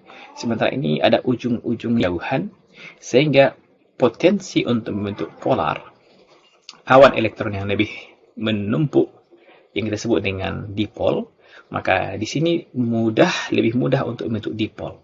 Jadi dipol positif di sini, maka ini otomatis menjadi dipol negatif. Di sini positif, maka ini negatif. Atau di sini negatif, maka dia juga bisa untuk membentuk otomatis sekarang di sini timbulkan dipol positif. Nah, ketika itu terjadi, maka ada bagian positif di atasnya negatif. Dan sekarang mereka sudah punya muatan berlawanan dan mereka akan saling tarik-menarik. Sehingga kemudian muncullah gaya tarik antar molekul yang menyebabkan kemudian boiling point-nya pun bahas ya. Apa itu boiling point, melting point? Hanya perkara bagaimana tarikan antar molekul, antar partikel ini makin kuat tarikannya, makin tinggi boiling, makin susah memisahkan mereka. Dan inilah kenapa pada alifatik pentana ini boiling point tinggi, sementara pada siklopentan ini itu ternyata lebih rendah 9,5 derajat Celcius poinnya. Kemudian sifat dari mereka semua adalah dibakar dengan oksigen menghasilkan CO2 dan H2O. Jadi bensin dibakar, gas alam dibakar, kompor gas di rumah nyala begitu ya, motor Anda nyala, kemudian hidrokarbon secara umum itu akan menghasilkan CO2 dan H2O. Ini namanya reaksi pembakaran dari hidrokarbon selalu menghasilkan CO2 dan H2O. Nah, ini reaksinya spontan, dibuktikan dengan delta G yang sangat besar ya, min 800 kJ per mol, sangat negatif. Dan ini reaksi yang menghasilkan energi, tidak dari harga delta G, dan juga kespontanan dengan negativitas seperti ini. Jadi hati-hati membakar ya, membakar CH4, membakar ini pentan, gas alam, kenapa? Reaksinya sangat spontan dan menghasilkan energi. Kemudian yang kedua, kita akan bicara tentang hidrida yang positif. Artinya, Anda akan lihat nanti bagaimana polaritas yang permanen ya. Kalau yang sebelumnya, ini kan polaritasnya sejenak, low polarity ataupun polaritasnya sejenak saja begitu. Nah, kalau ini polaritasnya cukup besar, walaupun sama-sama netral. Dengan siapakah hidrogen berikatan sehingga ini bisa menghasilkan senyawa yang punya dipol positif seperti ini ya pada hidrogennya. Jadi hidrogennya mengemban muatan positif. Kita sebut dengan dipol positif. Pada kasus ketika hidrogen berikatan kovalen dengan unsur-unsur yang elektronegatif, sangat elektronegatif. Contohnya adalah NOF. 3 ini kalau Anda lihat harga elektronegativitasnya itu di atas 3 semuanya. Di atas 3,5 malah ya. Sekitar 3,5 atau di atasnya. Maka ini harga yang tinggi sekali. Dan itu menyebabkan dia mempunyai kemampuan menarik elektron yang sangat-sangat kuat. Karena dia sekarang berikatan dengan H, maka elektron bonding H dengan F ini, maka si atom F itu kemudian akan menarik elektron ikatan lebih kuat ke arah dirinya. Sehingga kemudian dirinya akan menjadi dipol negatif dan hidrogen akan menjadi dipol positif. Begitu ya. Nah, akhirnya sekarang kita mendapatkan hidrogen-hidrogen yang bermuatan positif, dipol positif maksudnya. Juga ya, kasus yang sama pada amonia, hidrogen mengemban dipol positif, hidrogen juga mengemban dipol positif pada air. Dan inilah molekul air ya, Anda lihat sekarang. Ini molekul air, ada H2O di sini, maka atom H di sini ini mengemban dipol positif. Sementara lawannya yaitu oksigen mengemban dipol negatif. Nah, saudara semuanya karena molekul-molekul air adalah molekul-molekul polar, di mana si atom hidrogen mengemban dipol positif, maka akan ada nanti ikatan hidrogen yang dihasilkan. Nah, inilah bentuk dari ikatan hidrogen, di mana hidrogen tertarik kepada atom yang elektronegatif. Di sini adalah O, dan juga nanti bisa terikat atau tertarik ke atom N ataupun atom F. Jadi selagi H tertarik ke atom yang 3 itu dari tetangga sebelah, maka dia akan menjadi terbentuk ikatan hidrogen. Dan ini pula yang kemudian menjadi anomali pada tabel di sini ya. Anda lihat ini adalah boiling point dari grup 17 hidrida. Jadi grup 17 di sini kita punya F, Cl, Bri, dan kita lihat hidridanya masing-masing, maka Hf adalah hidrida dari F, HCl adalah hidrida dari Cl, HBr adalah hidrida dari Br, dan Hi adalah hidrida dari I. Nah, kemudian kita lihat boiling point-nya. Nah, ternyata HCl segini, lebih tinggi HBr daripada HCl. Kemudian Hi lebih tinggi daripada HCl. Ini Hi yang paling tinggi di sini. Apanya? Boiling point-nya. Tapi kemudian harusnya kalau begitu, maka seyogianya ini kalau kita ekstrapolasi grafik, maka HF harusnya berada di sini nih. Ini kan lurus kan? Maka supaya lurus CO di sini, maka harusnya F ada di sini. F ada di sini, tapi ternyata mengalami anomali, yaitu HF justru tinggi sekali. Nah, bagaimana menjelaskan anomali HF ini dari harusnya yang memiliki boiling point yang sekitar 100 derajat Celcius ya, minus, maka ini bisa dijelaskan dengan konsep penjelasan adanya ikatan hidrogen yang barusan kita bahas. Jadi antara satu HF dengan HF yang lain itu saling tarik-menarik dengan ikatan hidrogen yang sangat kuat. Dan itulah yang kemudian menunjukkan dia susah dilepaskan mereka itu, dan kita melihat bagaimana boiling point yang tinggi. Dan itu tidak terjadi pada HCl, HBr, dan Hi. Yang kemudian adalah hidrida kovalen yang slightly negatif. Nah, yang mana itu? Kapankah hidrogen pada hidrida kovalennya agak negatif? Maka pada diboron. Jadi ketika dia berikatan dengan boron, ada di bentuk diboron, inilah diboron tersebut, maka ini adalah bentuk keadaan di mana hidrogen mengemban muatan negatif juga, tapi tidak terlalu negatif, slightly saja, agak negatif. Maka ini lihat di sini hidrogen di sini sesungguhnya mengemban muatan negatif, tapi tidak terlalu negatif seperti pada poin 2 sebelumnya ini. Juga silan, ini SiH4 silan itu juga ini silikon di sini ya, boron, silikon, germanium. Nah, ini semuanya ini kalau bentuk hidrida dengan karbon, hidrida dengan hidrogen, maka kemudian dia akan si hidrogennya akan bermuatan agak negatif. Walau ini kan elektropositif juga ya, mereka elektronegatif juga, tapi nggak se-elektronegatif yang ekstrim besar seperti NO dan F. Maka dia menyebabkan kemudian si hidrogennya tidak terlalu bersifat negatif. Juga dalam kasus germanium seperti ini. Dan kemudian saudara semuanya, pembakaran dari dari hidrida kovalen ini juga sama seperti CO2 dan hidrokarbon sebelumnya. Kalau tadi kita punya CH2 dan sebagainya, CH4 dan seterusnya, Anda ganti dengan SNH4, reaksi dengan oksigen juga sama ya, misalkan SNO2 dan 2H2O mirip atau analog dengan CH4 tadi, dengan O2 menghasilkan CO2 dan H2O. Kemudian kita lanjutkan dengan hidrida logam lagi ya. Jadi hidrida logam, kalau kapan itu? Kalau si hidrogen berikatan dengan unsur-unsur non-logam, unsur-unsur logam transisi di sini nih. Unsur-unsur blok D. Nah, ini gambarnya di sini ya. Arsiran di sini adalah hidrida logam yang bisa dibentuk oleh hidrogen.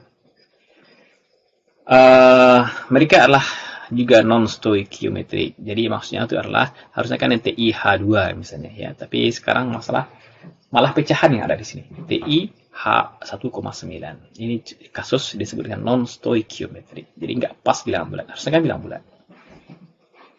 Kemudian the bond is covalent in nature, but some hydrides are formed from ionic bonds. Jadi ikatannya itu covalent di alam ya, tapi beberapa hidrida dibentuk dari ikatan ionik. Nanti kita lihat Kemudian mereka dibuat dengan memanaskan logam dengan H2 pada tekanan yang tinggi. Begitu. Dan pada suhu yang sangat tinggi, hidrogen itu kemudian dilepaskan sebagai H2 lagi. Nah, saya punya misalnya logam di sini ya. Ini adalah logam. Entah logamnya apa. Pokoknya logam-logam yang di sini. Dan kemudian ini adalah gas hidrogen di sekitarnya. Dan kemudian kita kasihlah masukkan ke dalam chamber, ke dalam satu ruang tangki, dan kemudian dikasih tekanan yang tinggi, dikasih kompresor tekanan tinggi, maka apa yang terjadi? Hidrogen itu kemudian masuk ke dalam kisi-kisi struktur dari logam ini nih. Ini logam-logam di mana ada kisi-kisi kristalnya, kisi-kisi yang dari sini, ruang-ruang kosong yang dari sini, maka pada masuk dan terjadilah yang di kanan ini nih. Ini hidrogen yang warna merah sudah masuk ke dalam struktur dari logam kita. Bagaimana cara melepaskannya? Nah, ternyata gampang ya melepaskan. Kemudian Anda panaskan sedikit, Anda panaskan, maka kemudian dia akan lepas. Ini lepas, kembali lagi seperti ini. Dan inilah wujud dari hidrologam kita ya. Misalnya sebuah alloy baik itu nikel 5 La3 dapat menulis much H2. Jadi alloy ini bahkan ini termasuk alloy ya. Alloy yang mampu untuk menyerap hidrogen, dan di mana kerapatan hidrogennya, kerapatan protonnya itu lebih besar daripada H2 cair. Jadi H2, jadi untuk kebutuhan mobil di sini, adalah mobil yang digerakkan dengan bahan bakar hidrogen yang kita sebut dengan sel bahan bakar atau fuel cell. Di mana mobil ini bukan digerakkan oleh bensin, tapi oleh hidrogen, gas hidrogen. Dan orang kemudian menggunakan ini nikel 5 La yang berkaitan dengan hidrogen nantinya membentuk hidrologam, dan ternyata mampu menyerap H2 juga dengan mekanisme kurang lebih seperti ini. Dan ternyata menariknya adalah dia ini bahkan mampu untuk menyerap hidrogen dengan jumlah yang lebih besar dibandingkan Anda mempunyai cairan hidrogen. Jadi H2 cair, seperti dingin sekali ya, itu bahkan lebih besar jumlah hidrogen kalau berada dalam bentuk logam hidrida di sini nih. Hidrida logam yang ada pada dia menggunakan alloy ini. Sehingga kalau untuk keperluan bahan bakar bagi mobil yang menggunakan bahan bakar hidrogen, maka sesungguhnya dari segi kapasitas energi dengan volume yang sama, maka orang atau mobil lebih irit untuk membawa hidrida logam dibandingkan dengan H2 walaupun volumenya sama banyak, sama-sama satu tangki misalnya ya, begitu. Dan hidrida logam juga banyak digunakan orang untuk membentuk apa? Juga untuk membentuk baterai nantinya. Dan dia mempunyai reaksi seperti ini, di mana kita punya apa ini ya? Nikel hidroksida. Nikel hidroksida dengan OH- menjadi nikel OH seperti ini, tambah dengan H2O tambah dengan elektron. Dan kemudian nikel alloy yang tadi kita bahas bermuatan negatif. Nikel alloy negatif tambah H2O menjadi E tambah dengan elektron menjadi nikel alloy H tambah OH-. Ini reaksi bagaimana proses reaksi elektrokimia redoks yang terjadi ketika nikel ini. Dan inilah yang menjadi dasar reaksi bagi baterai dulu, mungkin sekarang nggak terlalu populer, nikel metal hydride. Jadi inilah mekanisme reaksi elektrokimia. Anda lihat sekarang adanya elektron lepas, elektron masuk, itu yang terjadi pada baterai ya. Itu prinsip kerja di baterai adalah elektron lepas, elektron masuk. Dan kalau dalam kimia namanya reaksi redoks, yang itu kemudian bisa menghasilkan energi yang tersimpan dalam baterai nikel metal hydride sebelum menggunakan baterai lithium yang ada. Sekarang kita lihat bagaimana air dan ikatan hidrogen. Air dan ikatan hidrogen ini adalah molekul air H2O yang ternyata air molekul-molekul air itu mampu membentuk ikatan hidrogen dengan teman-temannya yang lain. Misalkan sekarang saya punya molekul air, maka dipol negatif pada HDH dari H2O itu kan berikatan hidrogen dengan dipol negatif dari molekul H2O sebelah, yaitu pada bagian atom O. Begitu seterusnya dengan teman-teman yang lain. Di sini ada dipol negatif pada bagian atom H dari satu molekul air dengan bagian O yang mengemban dipol negatif dari molekul ini. Sehingga kita punya orientasi seperti ini sekarang ya. Yang ini menunjukkan ikatan hidrogen yang terbentuk dari beberapa molekul air sehingga kita mendapatkan struktur seperti ini. Begitu ya. Jadi dalam sebuah molekul air itu ada bagian dipol negatif dan dipol positif pada hidrogen, negatif pada oksigen.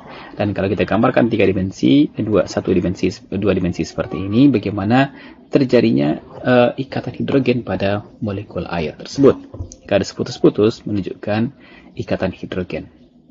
Dan di sini dijelaskan, without H bonding, water's liquid range would be between minus 90 sampai dengan minus 100 degrees Celsius ya. Jadi kita lihat ternyata secara teori tanpa adanya ikatan hidrogen, maka air haruslah range-nya hanya pada minus 90 sampai minus 100. Artinya pada suhu di bawah minus 90, di atas min 90, yaitu pada suhu min 89 sampai dengan suhu kamar ya, suhu kita sekarang, air tidaklah berwujud cair seperti yang kita nikmati selama ini. Tapi air adalah berwujud gas, sudah menjadi gas. Kenapa demikian? Ya, karena demikianlah trennya bersama teman-temannya hidrida dari unsur yang satu golongan dengan O, golongan 6A ya, ada sulfur, selenium, dan tellurium di sini, dan mereka punya liquid range seperti ini polanya. Kemudian ini H2SA seperti ini adalah liquid range atau di mana kita jumpai H2S dalam fasa cair. Inilah dia min 80 sampai dengan minus 60 seperti ini. Maka dengan ekstrapolasi grafik, kemudian kita berasumsi bahwa range liquid untuk H2O adalah pada suhu min 90 sampai dengan min 100 derajat Celcius. Nah, tapi kemudian saudara semuanya ada ikatan hidrogen ini yang membuat antar satu molekul dengan molekul air yang lain itu terjadi gaya tarik menarik sehingga membuat dia kemudian stabil dan kemudian susah untuk dievaporasikan, dan itu menjadi penyebab kenapa dia menjadi anomali seperti di sini nih. Kita dapatkan dia dengan long range dari 0 sampai dengan 100 derajat Celcius. Itulah liquid range untuk air. Jadi air berwujud cair pada suhu yang kita nikmati saat ini di muka bumi ini. Kemudian saudara semuanya, kita lanjutkan dengan apalagi implikasi dari ikatan hidrogen ini.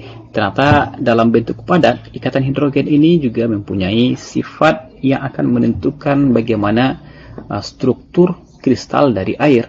Seperti gambar di molekul air. Ini adalah molekul-molekul air yang ternyata dengan teman-temannya sebelah, dia itu memiliki ikatan hidrogen. Ini adalah molekul air HOH. Dan ini kemudian berikatan hidrogen dengan HOH sebelah. Ini ikatan hidrogen seterusnya yang panjang ya. Sehingga terbentuklah sebuah struktur 3 dimensi yang berbentuk seperti di depan sekarang. Ini adalah struktur 3 dimensi dari pembentukan kristal es dari molekul-molekul air ya. Sehingga kemudian kita mendapatkan kerangka yang seperti ini. Nah, apa akibatnya semuanya? Ketika air menata diri dalam bentuk yang tertata seperti ini dalam wujud padatnya, dan Anda menyaksikan kosong di space kosong rongga-rongga yang membuat kemudian densitas dari kristal es ini itu lebih kecil dibandingkan densitas dari air. Jadi massa jenis ataupun kerapatan dari molekul ataupun dari bongkahan kristal es, batu es, itu lebih besar dibandingkan dengan densitas dari molekul dari air. Apa akibatnya?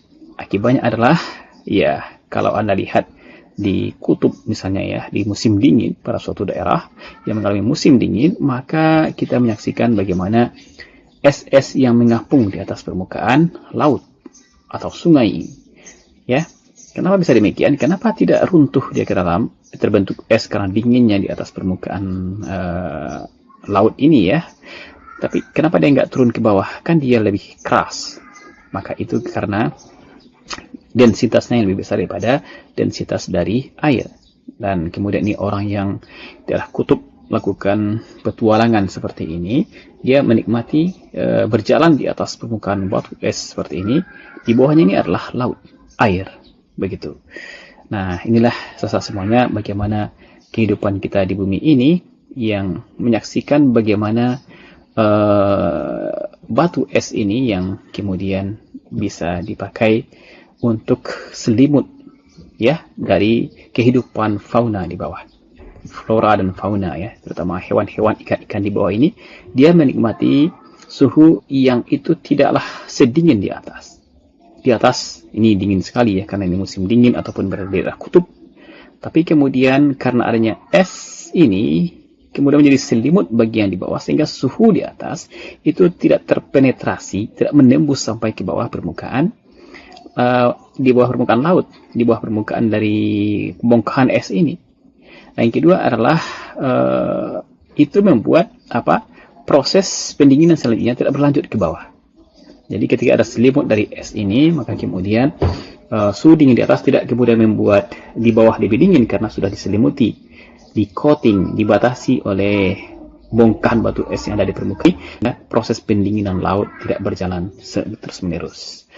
Nah, inilah kemudian ya kita menyaksikan bagaimana rahmat dan karunia Allah kepada kita bersama, sehingga kemudian kita mendapatkan kehidupan yang lestari di muka bumi ini, kehidupan yang terjaga dari kehancuran karena bongkahan es yang tenggelam ke laut misalnya, atau fauna-fauna yang mati karena bom-bom es yang jatuh dari permukaan laut misalnya ya. Itu tak terjadi karena proses yang kita jelaskan barusan.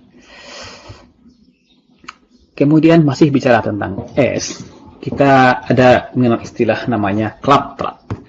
Jadi klaptrat adalah suatu substansi, suatu zat di mana molekul-molekul atau atom-atom itu terjebak di dalam kerangka kristal dari molekul yang lain. Ini definisi dari klaptrat. Kita ambil contoh bagaimana klaptrat gas dari air. Jadi klaptrat gas dari air. Jadi kita punya air. Nah, langsung ya, ini contohnya noble gas klaptrat di mana xenon dilarutkan dalam air di bawah tekanan tinggi dan temperatur di bawah 0, maka orang menemukan kristal dari xenon 6H2O yang terbentuk. Dan memanaskan kristal akan melepaskan gas xenon ya. Jadi ini adalah misalnya gas xenon.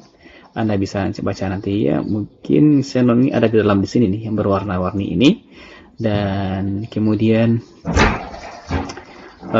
yang di dalam inilah xenon yang bulan kecil-kecil ini ya. Dan ini kerangka-kerangka ini adalah kerangka-kerangka dari air ya. Kerangka dari molekul air yang mana kemudian dalam fasa padatnya tersebut untuk mengakui atom-atom xenon di dalamnya, sehingga kita mempunyai klaptrat gas xenon begitu. Dan ini yang lebih menarik, yaitu Anda lihat sekarang yang ada di sini adalah gas metan yang terjebak di dalam kisi kristal es air ya. Dan ceritanya begini saudara semuanya. Jadi orang-orang kemudian mencari sumber energi alternatif. Jadi kebutuhan terhadap sumber energi bahan bakar itu membawa orang kepada penemuan-penemuan yang ini, contohnya klaptrat. Jadi ketemulah mereka batu es, tapi es ini adanya di dalam laut, di bawah permukaan laut ya, di bawah permukaan di dasar laut, dan kemudian dibawa ke atas, dan ternyata ketika dibakar keluar api seperti ini, seperti kompor gas. Jadi kalau kita punya kompor gas di rumah, kita punya gas keluar di sana karena ada gas-gas propan butan yang ada di dalam kompor gas tersebut. Atau Anda punya kayu bakar seperti ini ya, tapi sekarang bukan kayu yang dibakar, tapi batu es yang dibakar. Nah, apa yang terjadi? Ternyata adalah api keluar di sini. Api yang ternyata menjauh gas yang ada dalam ini. Jadi batu es ini mengandung gas, dan itu ternyata adalah gas metan. Ini gas metan ya, yang ada dalam batu es ini yang kemudian terbakar menghasilkan CO2 dan hidrokarbon yang terbakar. Sejumlah besar dari gas metan itu terjebak dalam kisi kristal air, membentuk sebuah paratan yang similar dengan es. Ini rumusnya sekarang, CH4 5 kali 75H2O, atau yang 4 CH4 ya 23H2O. Atau secara sederhana ini gambarnya, ini adalah kisi kristal air yang kita bahas tadi. Ada ikatan hidrogen di sini Ini H2O yang banyak ini ikatan hidrogen yang terbentuk, dan itu kemudian membuat dia mampu untuk menjebak metan di sana. Ini metan CH4 ini ya, dalam sangkar kerangka dari H2O, batu es. Dan ini dia sekarang ini adalah air kita yang merah putih, merah grey ini, dan gas metan ada di dalam. Sistem seperti ini disebut dengan klaptrap. Karena kita gas metan yang terjebak disebut dengan klaptrap metan, begitu ya. Dan ini saya kira menjadi sumber energi masa depan ketika kita sudah kehilangan ataupun jumlah dari bahan bakar fosil seperti bensin, gas alam kurang, maka kebutuhan terhadap sumber energi alternatif penting, dan ini adalah diantara contoh bagaimana sumber energi alternatif dalam bentuk bongkahan es yang mengandung gas. Kemudian tadi kita bicara yang pertama adalah argon gas mulia, klatrat gas mulia, yang kedua klatrat gas metan, yang kemudian ada klatrat dari CO2, yang ketiga CO2, dan ini kemudian membawa ide orang ya. Jadi kita disibukkan sekarang dengan dengan masalah global, yaitu pemanasan global ya, begitu ya. Di seluruh dunia sekarang cemas dengan pemanasan global, suhu yang makin tinggi. Kenapa itu terjadi? Karena bumi kita atmosfer pada bumi kita ini terlalu banyak mengandung gas CO2, hasil dari kendaraan-kendaraan bermotor, termasuk pabrik-pabrik yang ada. Nah, itu kemudian membawa orang bagaimana cara untuk mengatasi supaya CO2 ini tidak sampai terekspos ke atmosfer, ke udara kita. Nah, itu kemudian membawa orang diantaranya bagaimana kemudian membawa gas CO2 tersebut disimpan ke dalam laut. Ini adalah pabrik. Kemudian ini adalah instalasi untuk menyaring gas CO2-nya. Nah, gas CO2 itu kemudian dialirkan melalui pipa ke dalam laut. Dalam laut ya, sampai ke dasar laut, di mana pada dasar laut tersebut tentunya tekanan tinggi. Maka dengan tekanan tinggi tersebut, maka CO2 akan terperangkap dalam kisi kristal es di bawah permukaan laut ya, di bawah permukaan laut yang dalam, sehingga kemudian dia terjebak di sana. Maka kita berharap kita terlepas dari udara kita, atmosfer, terlepas dari polutan-polutan CO2 ini. Kemudian, tapi semuanya mari kita lihat ya. Jadi CO2 CO2 deep ocean migration, yaitu proses penjebakan gas CO2 di dalam laut yang dalam. Gas CO2 dilepaskan ke dalam laut yang dalam. Kemudian di bawah ambient condition of temperature and pressure, it forms solid klatrat. Jadi ternyata dengan melakukan ini hanya langsung dilewatkan gas CO2 pada kondisi suhu dan tekanan biasa ketika di atas ini. Sesampainya di dalam permukaan deep ke dalam laut, maka di bawah tekanan yang tinggi dari permukaan laut itu ya, di bawah tekanan tinggi karena dia berada di dalam dasar laut, maka kemudian memang dasar laut itu akan memberikan tekanan yang tinggi karena dia jauh di bawah permukaan level permukaan laut atau permukaan tanah ya. Maka kemudian dia membentuk klatrat yang padat tadi ya, padatan klatrat di mana CO2 terperangkap di sana. Dan klatrat ini sangat stabil pada kedalaman 260 meter. Di sana ada 2,7 megapascal tekanan di sana. Maka klatrat itu stabil dan suhu di sana itu minus 5 derajat Celcius. Jadi di sana suhunya minus 5. Klatratnya mempunyai suhu minus 5 di sana suhunya, dan kemudian dia stabil. Kemudian CO2 klatrat ini densitasnya yaitu 1,1 gram per centimeter kubik daripada densitas, sehingga dia tetap berada di sana ya. Kalau air 1,0 ya. Nah, kemudian saudara-saudara semuanya, tapi ada juga kemudian concern ataupun kekhawatiran orang tentang bagaimana kalau tetap ini dilanjutkan deposit klatrat CO2 dalam air ini. Pertama, adanya timbunan klatrat di bawah permukaan laut tentu akan membuat pemandangan ataupun kebodohan ataupun permukaan laut yang dasar laut, permukaan dasar laut yang eksotik itu baik. Ulang lagi.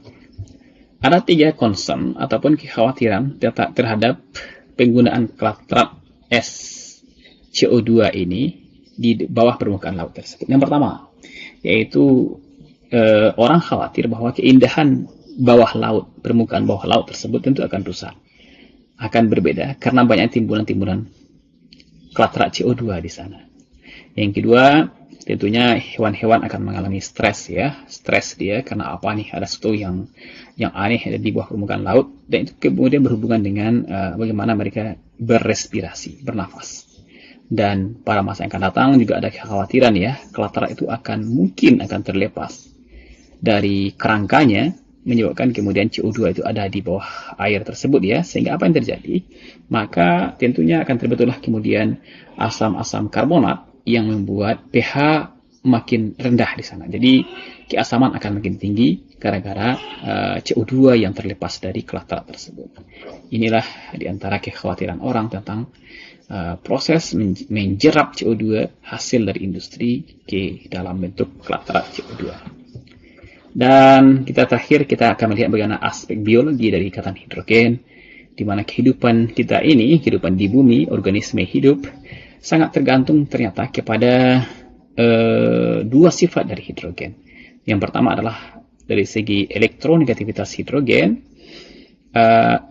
elektronegativitas dari karbon yang hampir sama besar dengan elektronegativitas dari hidrogen. Sama-sama 2, ya angkanya, skala Paulingnya. Dan akibatnya, senyawaan yang dibentuk oleh C dan H yang kita sebut dengan hidrokarbon ataupun yang lainnya yang ada C dan H berikatan kovalen akan memiliki sifat polaritas yang rendah karena mereka tidak memiliki perbedaan elektronegativitas. Sehingga kemudian senyawa-senyawa yang ini relatif stabil ya, karena CH-nya nyaman dengan perbedaan itu, dan kemudian nyaman dengan perbedaan yang rendah ini ya. Dan kemudian ikatan hidrokarbon dari H ketika berkovalen dengan N atau O. Ini juga merupakan penyebab kenapa adanya keberlanjutan kehidupan di bumi ini melalui pembentukan ikatan hidrogen ini. Mari kita lihat contohnya sekarang ya. Untuk molekul seperti DNA misalnya, maka ini adalah contoh biomolekul, maka hidrogen bonding itu sangat vital. Ini contohnya timin ya, timin dengan bentuk seperti ini, maka dengan adenin. Jadi timin dan adenin akan berikatan, nanti akan bentuk protein dan seterusnya ya. Dan itu ada dihubungkan dengan hidrogen bonding sekarang ini. Hidrogen bonding yang buat mereka seperti ini. Baik, kita lanjutkan gambar berikutnya. Maka adanya ikatan hidrogen tersebut itu akan menstabilisasi protein, struktur 3 dimensi dari protein. Dan itu kemudian akan menentukan bentuk dari protein tersebut, dan bentuk itu juga akan menentukan bagaimana fungsinya nanti. Nah, ini contoh struktur primernya, yaitu ini. Kemudian dengan teman-teman yang lain dia akan berikatan, akan berinteraksi dengan ikatan hidrogen, dan pola helix seperti ini terjadi, spiral seperti ini ya, terjadi. Kenapa demikian? Karena adanya ikatan hidrogen yang menghubungkan satu molekul yang lain ya.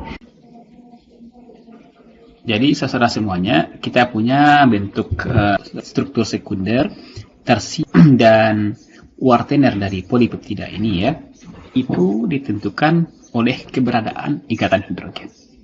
Dan mari kita lihat contohnya di sini bagaimana penjelasan pada masing-masingnya. Kita lihat ini adalah ikatan hidrogen antara atom-atom pada 2 buah ikatan peptida. Yang kemudian kalau yang ini adalah ikatan hidrogen antara atom-atom dari sebuah ikatan peptida dan sebuah rantai samping dari asam amino. Dan yang paling kanan ini adalah hidrogen bonding antara 2 buah asam amino yang bagian rantai sampingnya. Nah, demikian saudara-saudara semuanya bagaimana pentingnya ikatan hidrogen, sehingga membentuk struktur asam amino polipeptida atau protein kita ini ya. Dan kemudian kita bisa menikmati fungsi dari masing-masingnya untuk membangun tubuh, fungsi enzim, katalis dan sebagainya. Dan ini adalah tentang flowchart tentang reaksi dari hidrogen ya. Di mana Anda lihat dia bisa bereaksi dengan oksigen menjadi H2O, dia bisa sebagai reduktor C, dia bisa bereaksi dengan nitrogen amonia, dia bisa bereaksi dengan logam menghasilkan hidrida logam, dengan halogen F2 bisa bereaksi dengan logam elektropositif NaH dihasilkan. Ini adalah kesimpulan dari reaksi-reaksi yang kita bahas sebelumnya, dan inilah reaksi yang kenal selama ini, reaksi yang terkenal dari hidrogen. Alhamdulillah, terima kasih atas perhatiannya, dan saya tutup dengan Assalamualaikum warahmatullahi wabarakatuh.